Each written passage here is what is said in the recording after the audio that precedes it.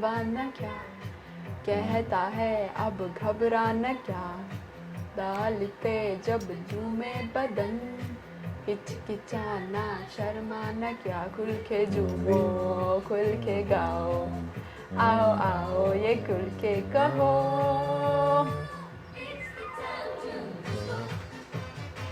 It's the time to disco कौन मिले देखो किसको It's the time to disco Okay, what about this one? देखो है शाम भरी दीवानी धीरे धीरे बन जाए न कोई कहानी देखो Do you know how to dance? है शाम भरी दीवानी You can try. धीरे धीरे बन जाए न दीवानी की दीवानी की दीवानी की है How would you hands up and say Om Shanti Om Today you're bringing the old memories and I know, right? I grew up watching Indian movies, so good. this is life. Yeah. Those who know me knows. Yeah. Well, hello guys, my name is Jean-Marie. Welcome to my alien show. Today I have a guest. We have something in common. I used to love Indian movies, so when I found No, you still love it, don't lie. I used to. I'm bringing back that love, definitely. Thank you for having me, Jean-Marie. Hello everyone, my name is Sarah. I am from Djibouti and I am an alien in Korea and I'm proud of it. Wow, beautiful. Okay, let's dive in. Can you tell us how many people have you met that know about your country? So I'm from Djibouti. Not many people recognize my country when I introduce myself because they tend to wonder. But for those who don't know, Djibouti it's a small country in East Africa, surrounded by Somalia and Ethiopia. The official language in Djibouti is French and Arabic, and my mother tongue is also Arabic. You told me you went to school in the UK, Right. and in all these countries, why Korea? Why did you choose Why Korea? Korea? Honestly, I just wanted something different. I wanted to step out of my comfort zone. You often hear people from my country, for instance, who've been to China or Japan, or I'm not sure I've heard of people in Singapore, but for me, Singapore was not stepping out of my comfort zone since it's, they call it the easiest introduction to Asia.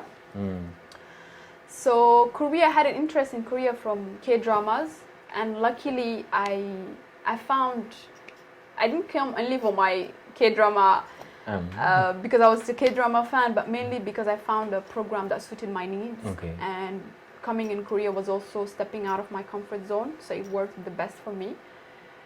And yeah, it took me some time to convince my father, honestly, because he was just skeptical and apprehensive of why Korea. I don't know anyone there. I mean, I understand as a father, he was worried. He was worrying, but I also, like, it took me 3 months to convince him.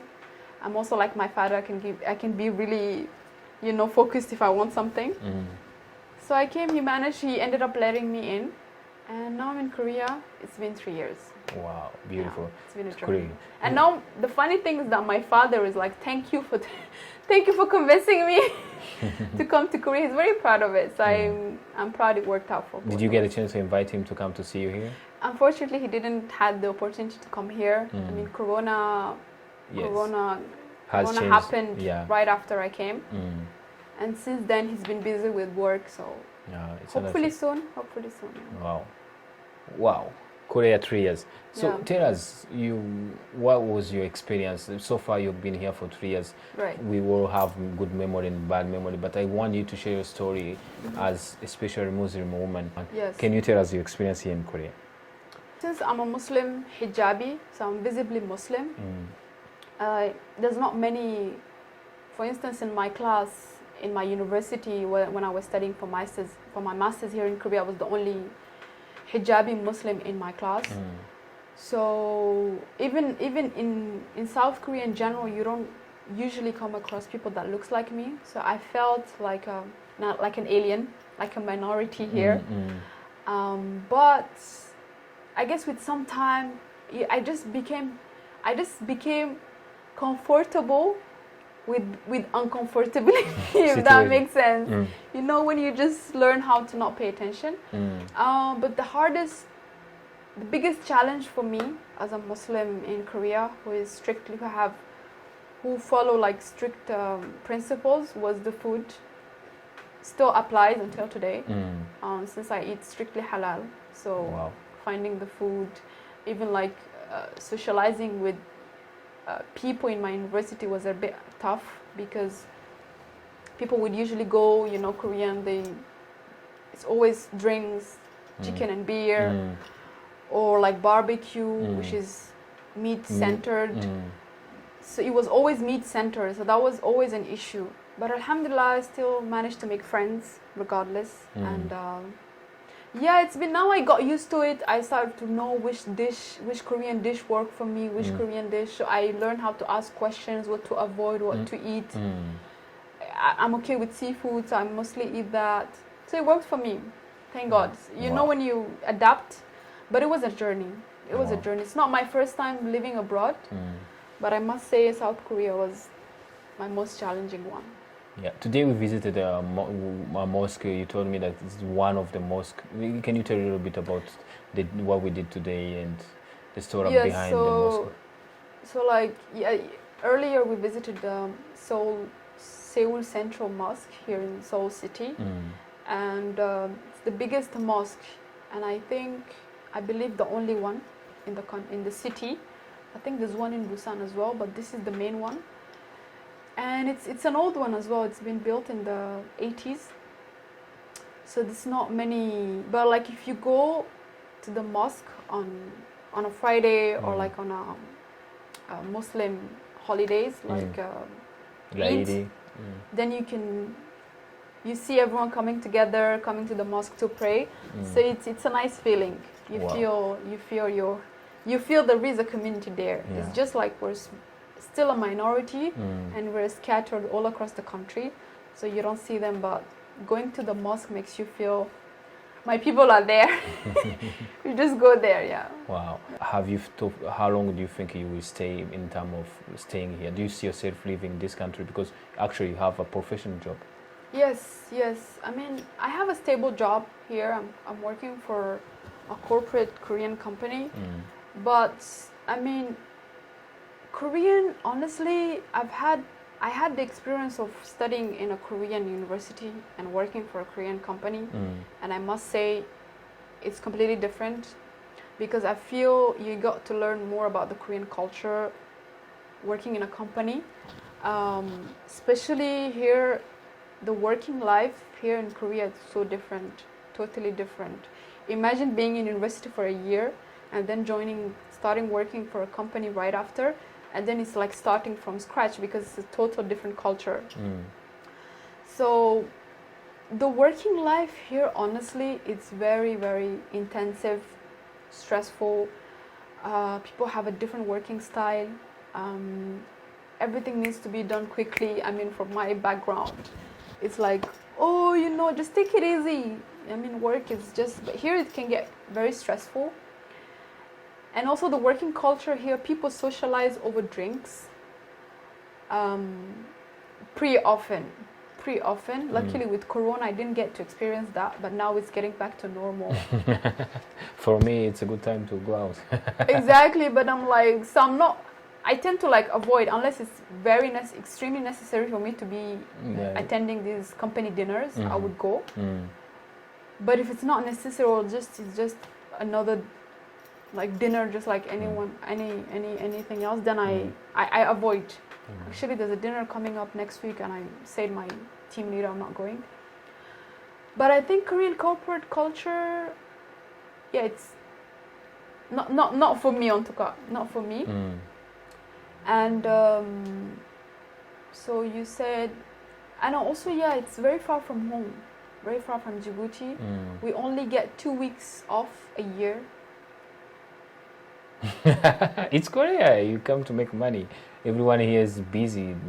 They don't have life. That was, for me, it was like, so imagine every single day of those 2 weeks are extremely precious to me. Oh. Since last year, for instance, because last year I visited home, but since last year until like now, as I'm speaking, I haven't taken any days off. except the weekend and maybe the extra holidays. How many hours do you work usually every day? The 8 hours. In Okay. extreme cases, you can go up to 12 hours. Oh, 12 hours. because it's known that here there's overtime, always overtime. Yeah, I used to do lots of overtime in my first year. But now I feel like I got used to it and I know how they work. So I just balance it out. So I just manage my time. I think I'm becoming like them, like working very fast and getting things done. Okay. Do you Then I think manage little you can go back home and go work in a government institution and try to change something back home? Honestly, With the I experience? thought about that. Imagine going back to my country and because I have friends working back home, right? And when we compare of how the working style, like the similarities, honestly, I feel I might have a culture shock going back home. I think I might have a culture shock because but I think for a first job, this is a good experience because Wow. I feel now, if anyone had experience working for a Korean company in Korea, I feel like you can work anywhere in the world. Yeah, because You can literally work anywhere in the world. It cannot get worse than here. Yeah. So it's a good experience. I feel like Because like I feel like the culture here is like they are been trained to do everything fast, Yes. whether you know how to do it or not. Yes. You don't have to they don't complain to your bosses. They just say yes every time. true. The hierarchy is extremely strict here. Yeah. It's like you have to speak to each one of your colleagues with their position. So at the beginning, luckily, like usually Koreans, they have English names. So I would usually call them with their English names because I wasn't familiar with the different position names. But I got used to it. But honestly, for a first timer, that can get pretty overwhelming. Wow. Yeah. Wow. So what do you do here Crazy. for fun? How would you spend your weekends? Yeah, my weekends, I'm mostly meeting friends. No. I'm still in touch with some of my university friends who are still working here. So I catch up with those as well as other people that I met outside uni, maybe at work, like colleagues who turned into friends, or even like friends that I met from just outside or maybe in the mosque or... So that's how I spend most of my time. Okay. Also, first year at the company, I was still an intern actually, because I started as an intern, and the same company gave me a permanent contract after. So what happened? It was Eid, which is a Muslim. Yeah, everyone knows big. Yes. So it was Eid, and I was an intern, so I wasn't allowed any days off. So what I did, I had a traditional Djiboutian dress with me. And I went to work at 8:30 a.m. I went to work wearing my traditional clothes. Wow. And it was a dress like filled with green and yellow and white and so many colors, and the scarf was like also like bright yellow. Wow. And I was wearing a skirt bright green. Wow. So I went to work. People were shocked because obviously that's not how you go to work in Korea. People were shocked. I was like, hi guys, hi everyone. So people were like, why, how come, why you dress like this and stuff like this? And I told them, so it's a big celebration for us. So since I'm working, why not celebrate it at home, at work? Okay. Why not bring the celebration at work? Wow. So even some of my colleagues, even like seniors, they asked me, can we click pictures with you? So we had to go Outside. in a cafe and like they clicked pictures with me. Wow. But that's how we casually, if any of you gets to see my like Instagram picture. my Insta page and go down, you will see that picture, me wearing the traditional dress in front of my company. Wow. So you just have to own it. Honestly, I'm just like, that's how we dress back home. So I mean, it's just dress. So Wow. I always ask people, how do you deal with depression? Because yeah, that's a good question. Depression. Honestly, I feel like no matter which country you are, you would come across these emotions. I won't say I was depressed, but there have been times where things can get tough. And what I would recommend people is to always talk. like don't sleep with unresolved issues. Even like it's not resolved, the fact of like speaking to a friend or to a relative or even to a neighbor. If you're close with your neighbor. Do you talk to your Korean neighbors? Not here, but in other places, yeah. But speak. I always tell people speak. Don't let things build up. Here people are usually shy. Like if you want to meet people, you have to go and ask, "Hi, how are you? Where are you from? I think are you from Africa, by the way?"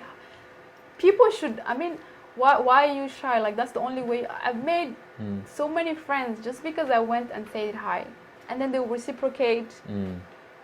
Ask back or ask again, and then we'll find some common things between us, and then it leads to a coffee, having coffee together, having deeper conversation, and then you would know if there's a connection or not.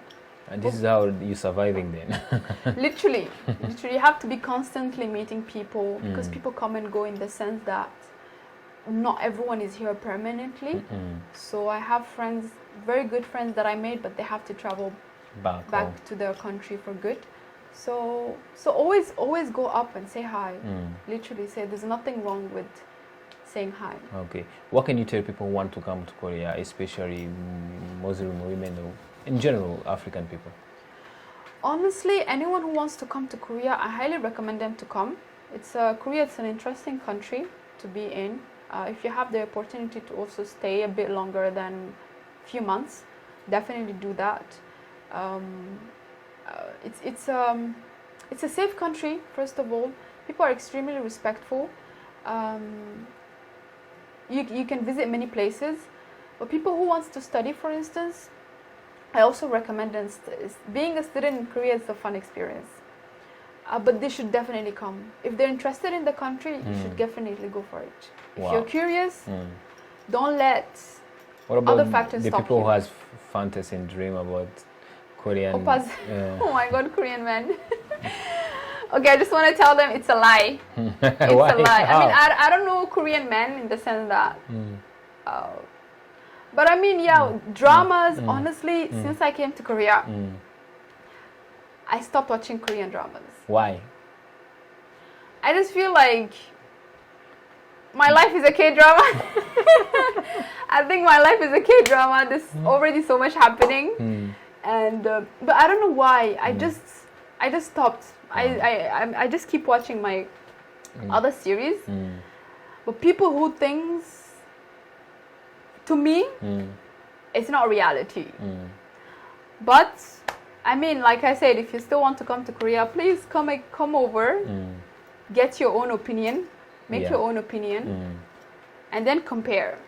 How is the difference? Because that's just my opinion. I personally think it's, but many things on Korean dramas that are related, like working culture, hierarchy, and stuff like these, are also pretty accurate. But like I said, people should come and form their opinion. You told me you love traveling. How many countries have you traveled so far? Okay, I love traveling, and so far, I've been to 16 countries. So I imagine you have traveled also Korea, everywhere, those famous places. Cities. Yes. Yeah, I'm trying to. I think I've been to, 5 cities in Korea so far. Which ones? So, Jeju, Busan, Jeonju, Gangneung. Wow. And Seoul. So I use my company holidays, like these national holidays, to explore the city. Especially with COVID, I was traveling like internally. Wow, cool. So nice place, nice sceneries, interesting things to do. Wow. Let's go back to our love of Indian music. Yes, I think that made you contact me. Yes. And me being part of your lovely show. My tell journey. me. Okay. We're watching this one. Okay. Who's this person? This girl. Priyanka Chopra, Shilpa Shetty. So the lyrics, I'm just gonna sing along.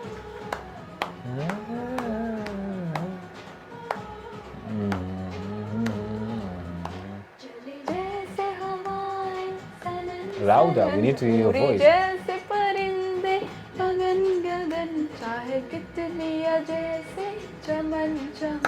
यूं ही मैं भी मगन मगन हे हे हे हे हे ओ हो आहा मैं दीवानी दिल की रानी हमसे अनजानी बकती हूँ जो है जानी चले जैसे हवाएं Those memories. It was what? Those good memories. What about this one? Okay. Non, là, c'est trop triste, celle-là. She's dying here. Ah, gosh, wait. What is Dean? Heart.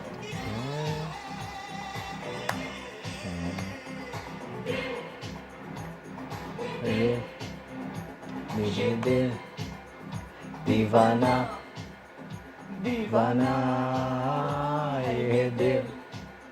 दीवाने ने Means I'm crazy. मुझको भी कर डाला दीवाना मैंने उसको शहर को छोड़ा फिर भी गली में दिल को तोड़ा फिर भी सीने में धड़कता है ये दिल मैंने दिल से उसे निकाला जो ना करना था कर डाला फिर भी याद उसी को करता है ये दिल Divana.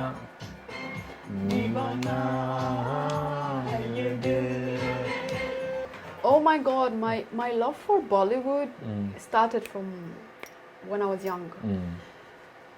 I don't remember how old I was, but it's still such a big part of my life that when I was a kid, my mom used to punish me if I don't do my homework because back then there was only one channel that showed an Indian movie every Thursday.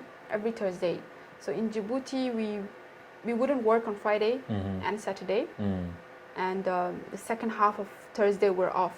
Wow. So there was always an Indian movie that was being shown every Thursday. So every Thursday I would look forward to that.